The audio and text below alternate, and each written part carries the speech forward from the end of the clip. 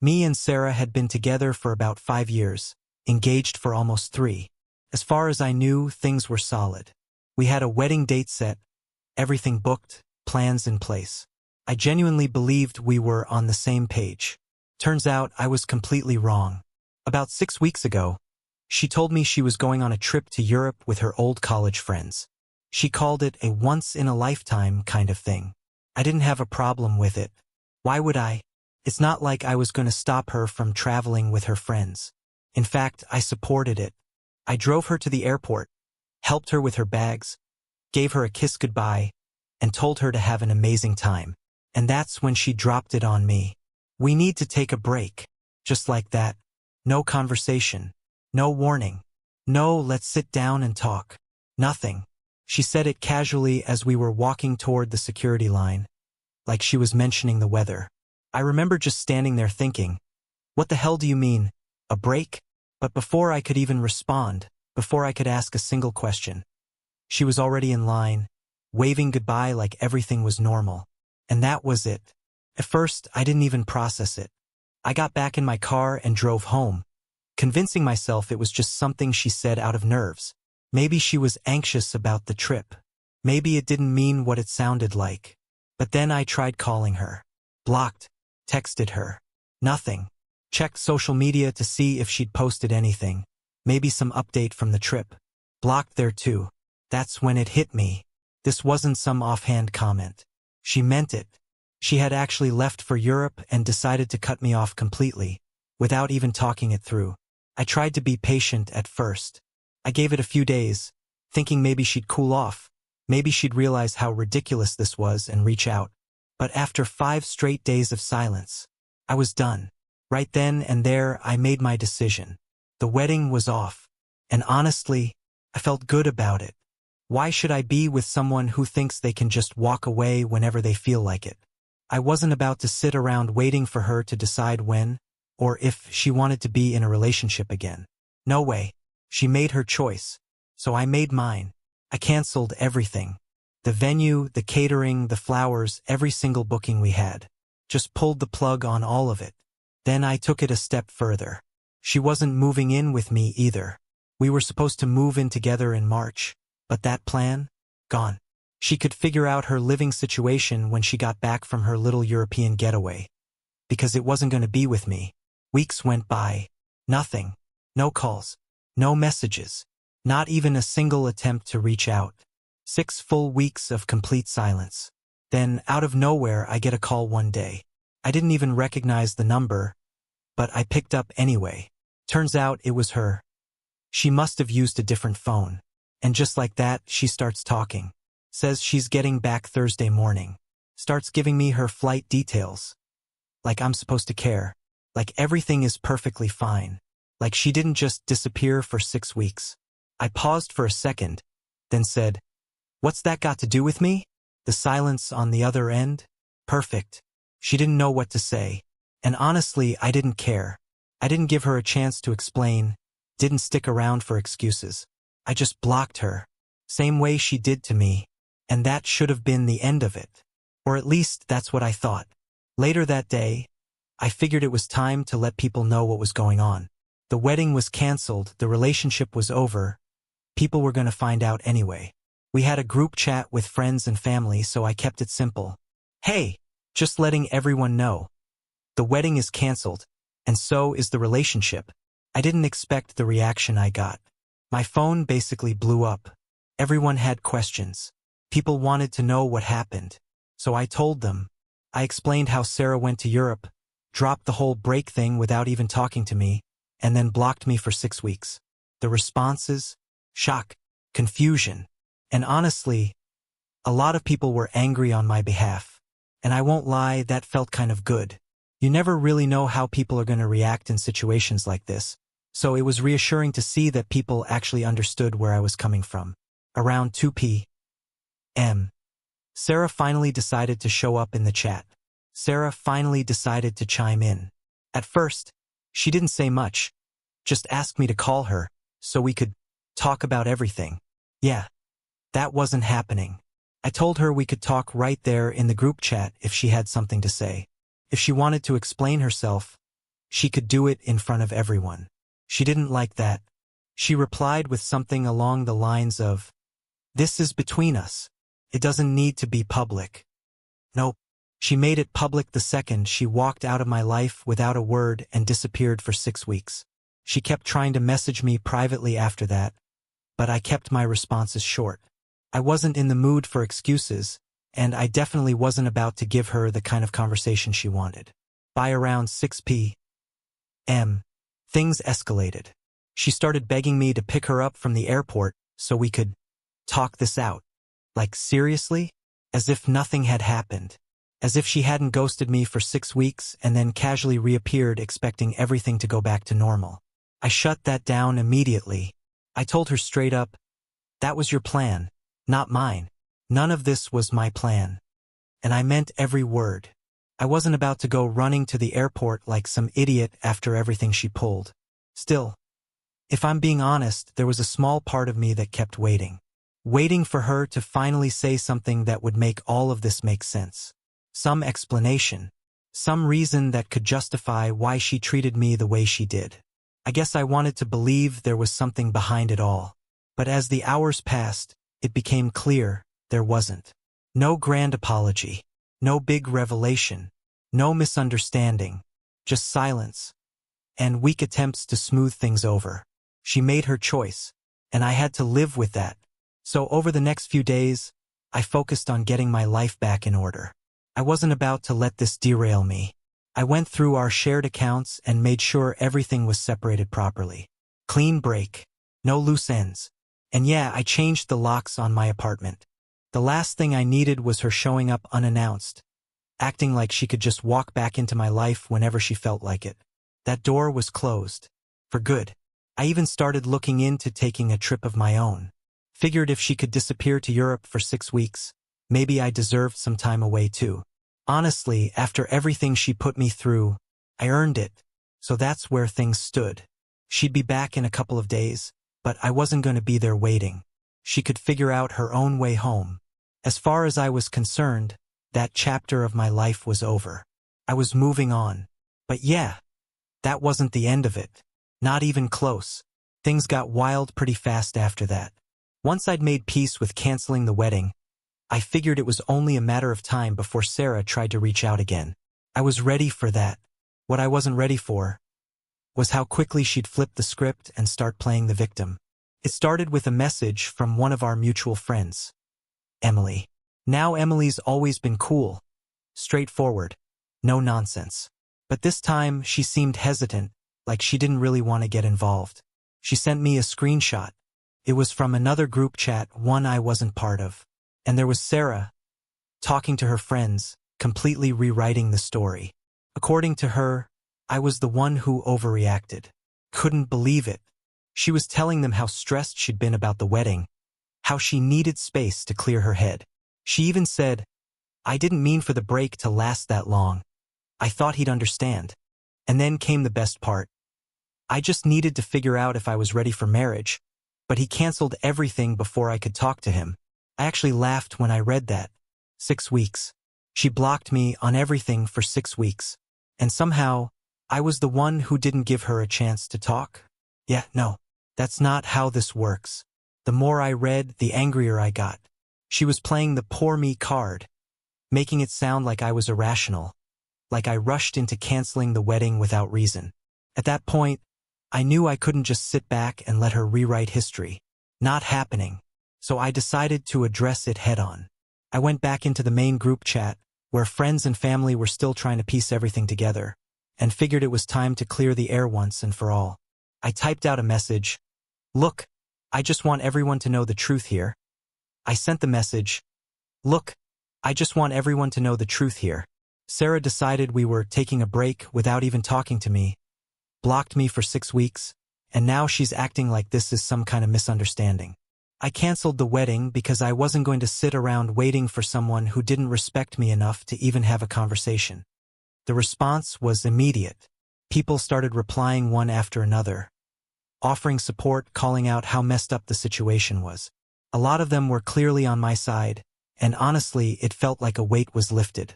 I didn't have to defend myself alone anymore.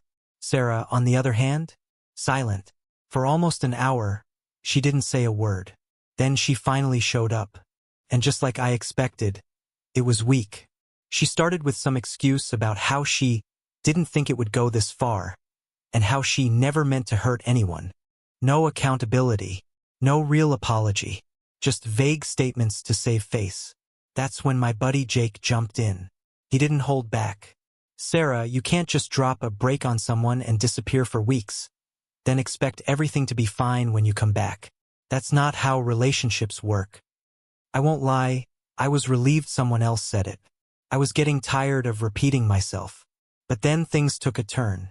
Sarah's friend Megan, who I'd always had a bad feeling about, decided to jump in and defend her. Megan started going on about how Sarah had been under a lot of pressure, how wedding planning can mess with your head, how stress and anxiety can make people act out. She was basically trying to paint Sarah as the victim. And sure, I get it. Planning a wedding isn't easy. It's stressful. But come on. That doesn't give you a free pass to block your fiancé and disappear for 6 weeks while you're off traveling through Europe. Megan kept going. You should have given her more time to process everything, she said. Maybe you acted too quickly by canceling the wedding. That's when I lost it. I wasn't about to sit there and let someone who wasn't even in the relationship tell me how I should have handled it. So I replied, Megan, with all due respect, you don't know the half of it. This isn't about wedding stress. This is about the fact that Sarah blocked me, completely cut me off, and didn't say a single word to me the entire trip. I tried. I called. I texted. I got nothing. How much more time was I supposed to give her? Another 6 weeks? A year? If Sarah didn't want to be with me, she could have said that. Instead, she disappeared and expected me to just wait around. That's not how this works. After that, the chat went quiet. And I mean quiet. I think that's when it really hit everyone just how bad the situation actually was. Even Megan didn't have anything else to say. For a couple of days, things calmed down. No messages, no drama. I thought maybe, finally, it was over. I was wrong. A few days later, I got a call from Sarah's sister, Rachel. Now, Rachel and I had always gotten along pretty well. So when I saw her name, I figured maybe she was calling to check in or at least hear my side. Nope. The second I picked up, she went straight in. Why did you cancel the wedding without talking to Sarah first? I was honestly stunned. Out of all people, I didn't expect Rachel to take that angle. So I told her the truth. Rachel, your sister blocked me. How exactly was I supposed to talk to her when she literally cut me off? She didn't really have an answer for that.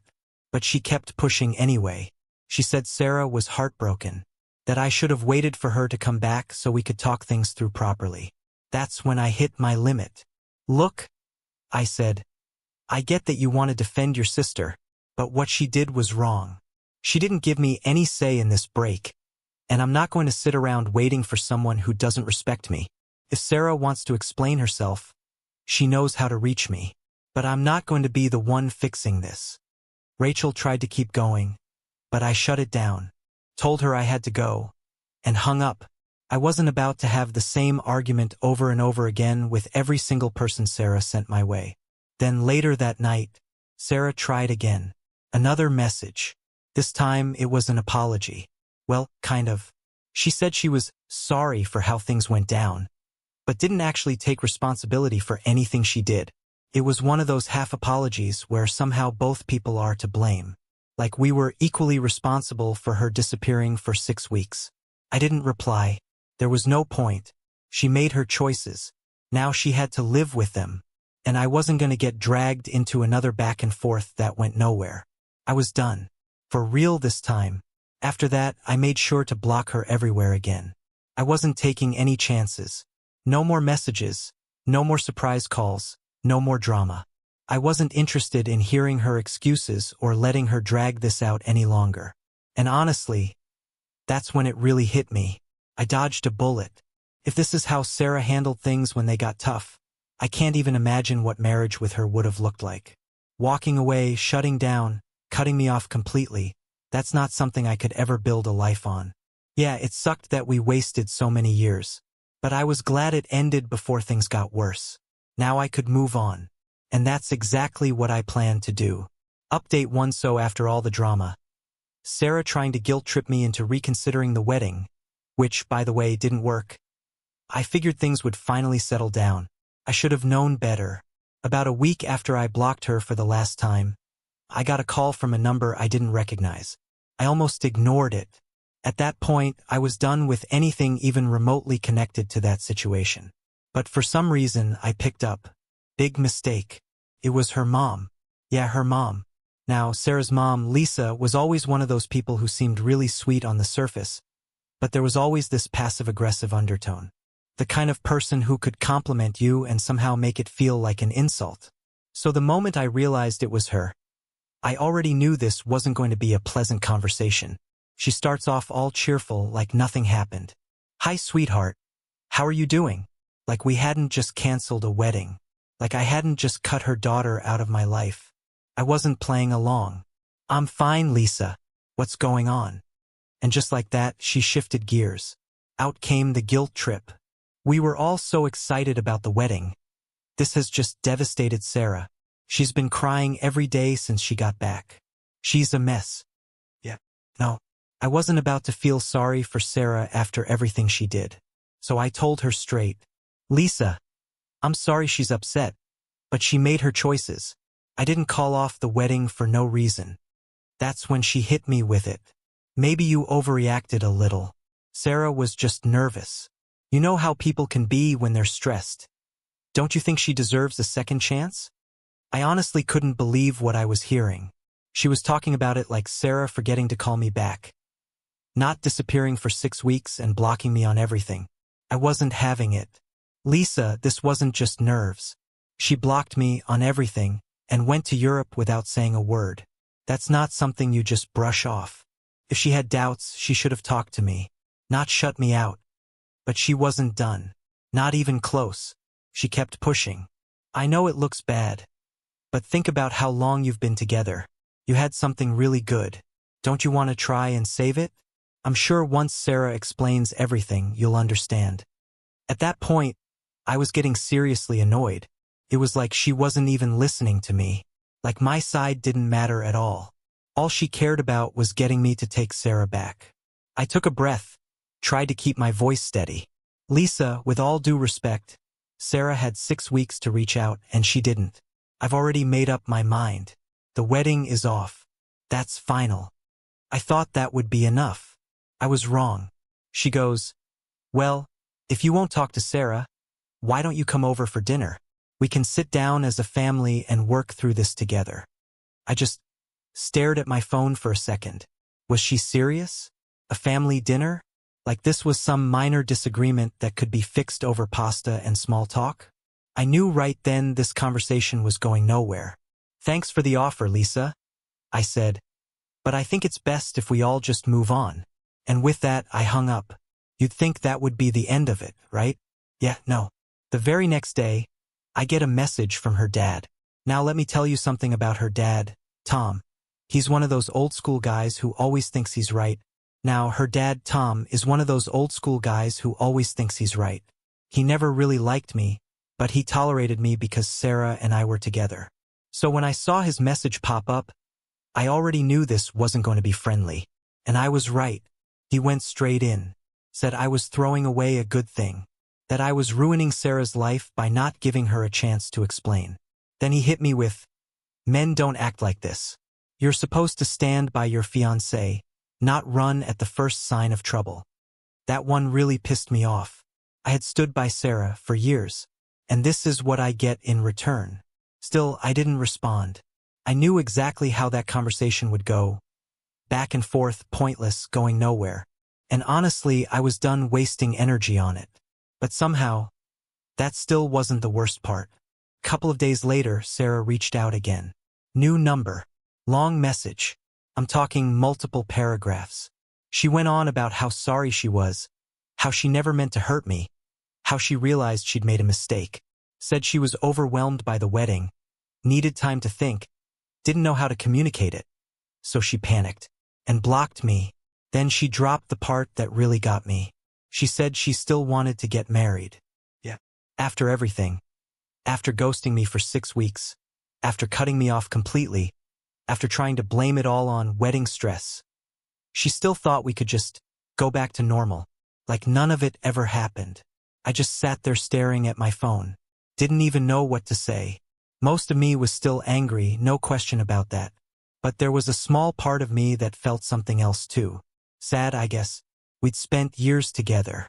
Built something real, or at least I thought we had. And this is how it ended? Not exactly how I imagined things. But the more I thought about it, the clearer it became. This wasn't something I could forgive. It wasn't just about the trip. Or the wedding. It was about trust. And she broke it. No explanation, no apology, no matter how long or emotional, was going to fix that. I couldn't marry someone who thought it was okay to disappear the moment things got hard. So I did what I should have done from the start. I blocked the number, deleted the message, and moved on. For real this time.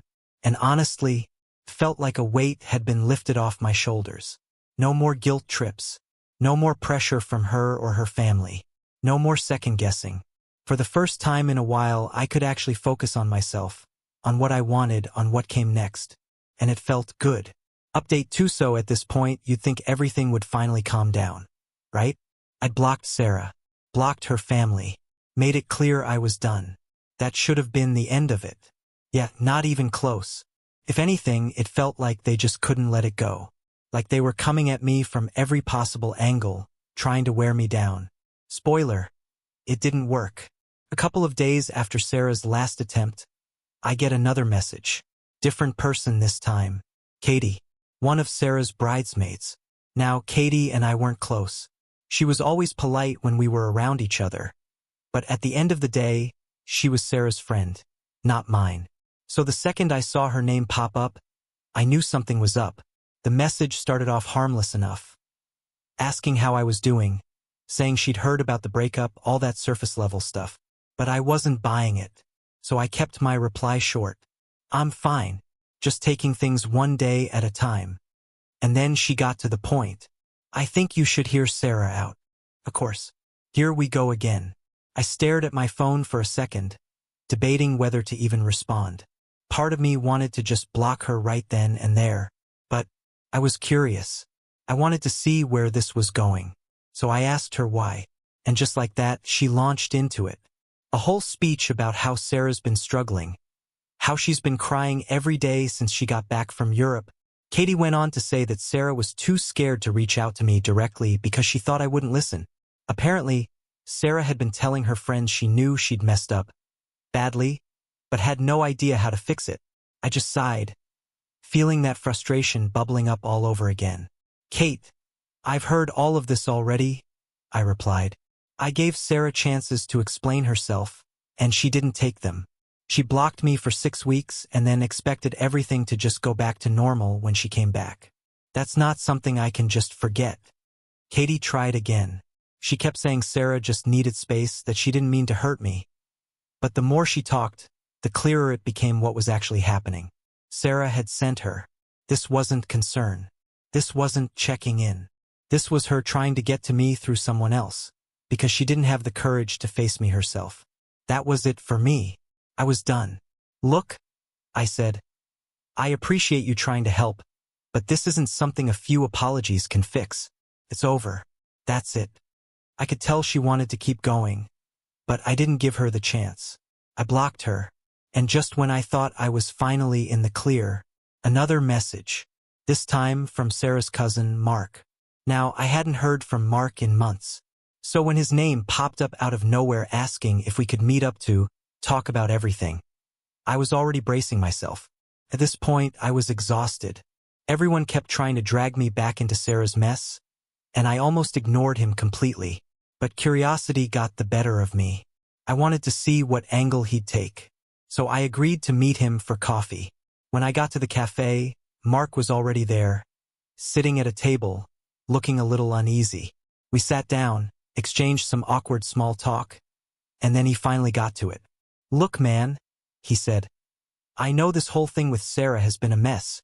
I just wanted to check in and see if there's any way you two could work things out. I almost laughed.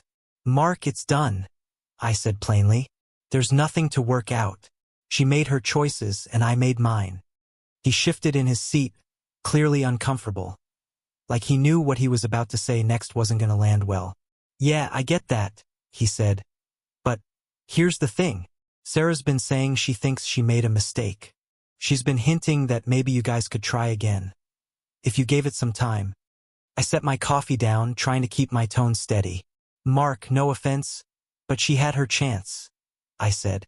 And yeah, people make mistakes, but she didn't just mess up. She disappeared. She ghosted me for weeks. She cut me off like I didn't even exist. I shook my head. That's not something you just bounce back from. He nodded, but I could tell he wasn't really hearing me. Yeah, but what if she's serious this time? He pressed. She's been talking about making it up to you. I exhaled slowly. Mark, I appreciate you coming here and trying to help, I said. But it's not going to happen. If Sarah wants to move on, that's fine. But I'm not interested in going backwards. We sat there in silence for a moment. Awkward, heavy silence. Both of us knew the conversation was going nowhere. Eventually, Mark just shrugged. I get it, he said. I just thought I'd try. I finished my coffee, stood up, and gave him a nod. Thanks for trying, man, I said. But it's over. It's time for both of us to move on. He gave me a half-hearted smile, and we went our separate ways. At that point, I really thought that was it. I mean, how many people could she possibly send after me? Apparently, a lot more than I expected, because the very next day, I got another message. This time from Sarah's aunt. And that one really caught me off guard. I barely knew this woman. We'd met at a couple of family events, exchanged some polite small talk. That was it. So seeing her name pop up on my phone? Yeah. I already knew something was seriously off with Sarah's whole family. She started the message the same way everyone else had. Said she'd heard about the breakup. Asked how I was doing. At this point, I was beyond done with the act. So I didn't bother playing along. I just asked her directly. Did Sarah send you? Her response came back a moment later. Well, not exactly. But she's really been struggling, and I thought maybe I could help mediate things between you two. I stared at my phone for a second. Meditate? Seriously? I almost threw my phone across the room. I texted her back one last time. There's nothing to mediate. We're done. I don't know how much clearer I can make it. But of course, she didn't stop. She came back with the usual lines. How love is worth fighting for. How I shouldn't throw away years of a good relationship over a misunderstanding. A misunderstanding. That's when it really clicked for me. Sarah had been feeding her family a completely different version of the story. Painting herself as the victim, making it seem like I was the one who overreacted. At that point, I didn't even bother replying. I just blocked her. And that was it. No more conversations. No more explanations. No more letting people pull me back into that toxic mess. I was done. For real this time. And finally, things went quiet. No texts. No calls.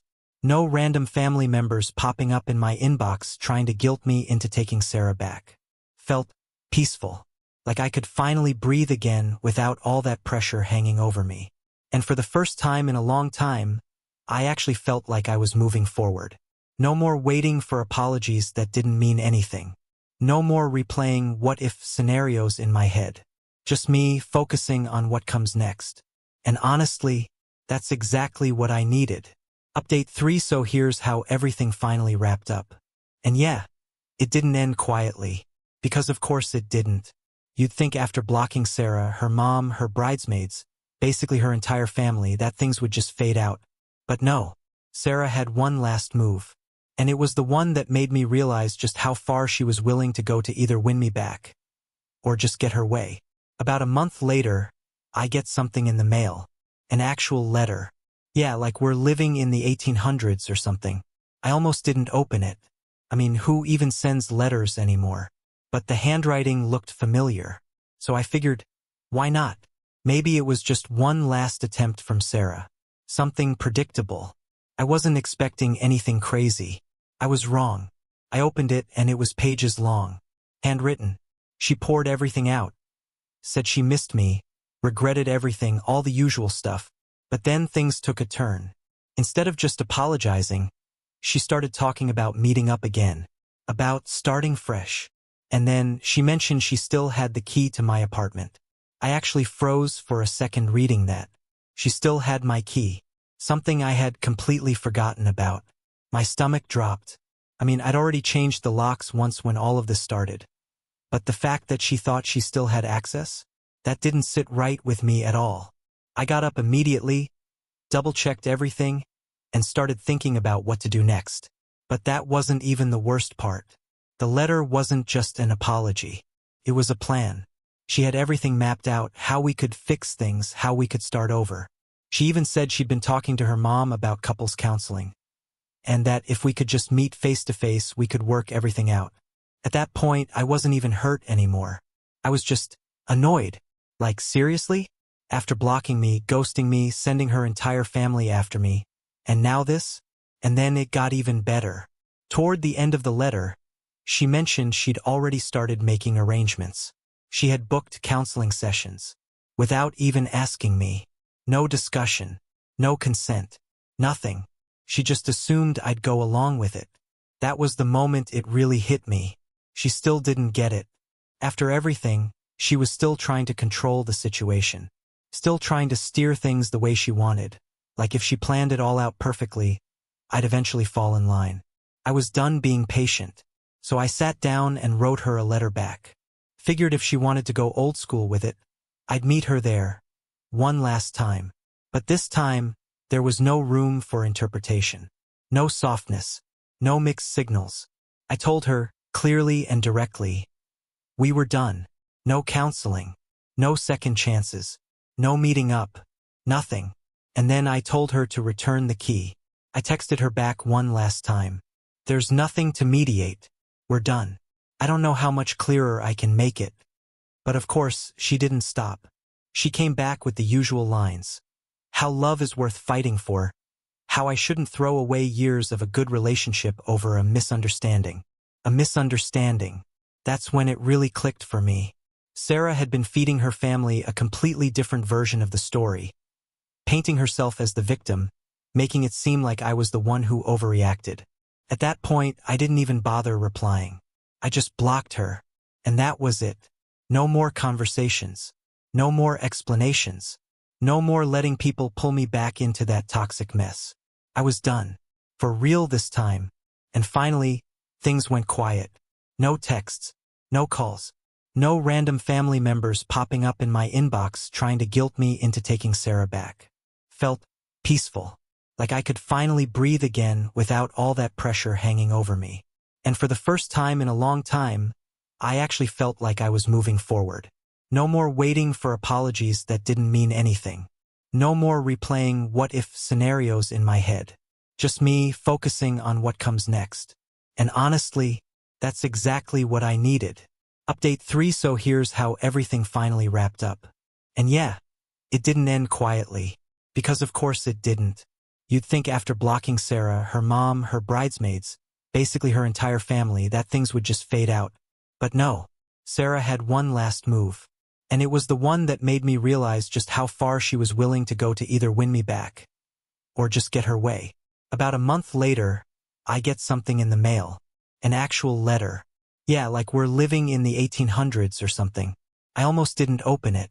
Who even sends letters anymore? But the handwriting looked familiar. So I figured, why not? Maybe it was just one last attempt from Sarah. Something predictable. I wasn't expecting anything crazy. I was wrong. I opened it and it was pages long. Handwritten. She poured everything out. Said she missed me, regretted everything, all the usual stuff. But then things took a turn. Instead of just apologizing, she started talking about meeting up again. About starting fresh. And then she mentioned she still had the key to my apartment. I actually froze for a second reading that. She still had my key. Something I had completely forgotten about. My stomach dropped. I'd already changed the locks once when all of this started. But the fact that she thought she still had access? That didn't sit right with me at all. I got up immediately, double-checked everything, and started thinking about what to do next. But that wasn't even the worst part.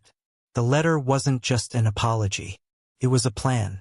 She had everything mapped out, how we could fix things, how we could start over. She even said she'd been talking to her mom about couples counseling, and that if we could just meet face to face, we could work everything out. At that point, I wasn't even hurt anymore. I was just annoyed. Like, seriously? After blocking me, ghosting me, sending her entire family after me. And now this? And then it got even better. Toward the end of the letter, she mentioned she'd already started making arrangements. She had booked counseling sessions. Without even asking me. No discussion. No consent. Nothing. She just assumed I'd go along with it. That was the moment it really hit me. She still didn't get it. After everything, she was still trying to control the situation. Still trying to steer things the way she wanted. Like if she planned it all out perfectly, I'd eventually fall in line. I was done being patient. So I sat down and wrote her a letter back. Figured if she wanted to go old school with it, I'd meet her there. One last time. But this time, there was no room for interpretation. No softness. No mixed signals. I told her, clearly and directly, we were done. No counseling. No second chances. No meeting up. Nothing. And then I told her to return the key. I told her to return the key, even though I'd already changed the locks again, and made it clear she needed to move on. Because I already had. I sent the letter off and, for the first time in a while, felt like I'd finally closed that door for good. Or at least, I thought I had. About a week later, another letter showed up. This one was shorter. No arguing. No pushing counseling. No long explanations. She just said she understood where I was coming from, but that she still thought we should talk. And then she added something that genuinely unsettled me. She mentioned that she'd driven by my apartment a couple of times and noticed I wasn't home. That part? Yeah, that didn't sit right at all. She didn't explain why she was there. Didn't say what she was doing. Just casually dropped that she'd been checking on my place. I felt a chill reading that. That wasn't normal. At that point, I knew this wasn't just trying to fix things anymore. This was crossing into something else. I decided I wasn't going to take any chances. I called my landlord and asked about adding extra security, maybe cameras, anything that would give me some peace of mind. I wasn't playing around anymore. And just when I thought things couldn't get any weirder, I got a call from my mom. Now, she already knew everything that had happened, and she'd been nothing but supportive through all of it. But the tone in her voice told me something was off. Then she said it. Sarah had shown up at her house, unannounced, trying to talk about us. I almost dropped my phone. She actually went to my mom's house, hoping to convince her to talk me into taking her back. That was the moment my frustration turned into something else entirely. Because now it wasn't just about me anymore. She was dragging my family into it, crossing boundaries over and over again, trying to find any angle she could to get her way. But my mom? She handled it perfectly. She told Sarah I'd already made my decision, and that she needed to respect it. No sugarcoating. No hesitation. Sarah apparently got emotional, started crying. But my mom didn't budge. She told her it was time to move on. And that was that. After that call, I knew there was only one thing left to do. Something I hadn't wanted to consider before. But now it felt necessary. I filed for a restraining order. I didn't take that decision lightly, but at this point, Sarah had crossed too many lines. Showing up at my place, going to my mom's house, it wasn't okay. And I needed to protect my space, my peace, my family. When she got served the paperwork, everything stopped. No more letters. No more messages. No more surprise visits. Nothing. It was like she finally understood. I won't lie, I didn't feel great about it. No one wants things to end that way. But I knew it was the right decision. Because after everything that happened, I'd learned some important things. I learned that it's okay to stand your ground, even when people try to pressure you into backing down. I learned that you don't owe anyone endless chances, especially when they've broken your trust in a way they can't undo. And most importantly, I learned that moving on isn't just about walking away. It's about protecting your peace, your boundaries, your future. So yeah, that's how it all ended. I'm finally free from all the drama, and I'm moving forward. It wasn't easy, but I got through it. And now, I'm focused on what's ahead. No more looking back.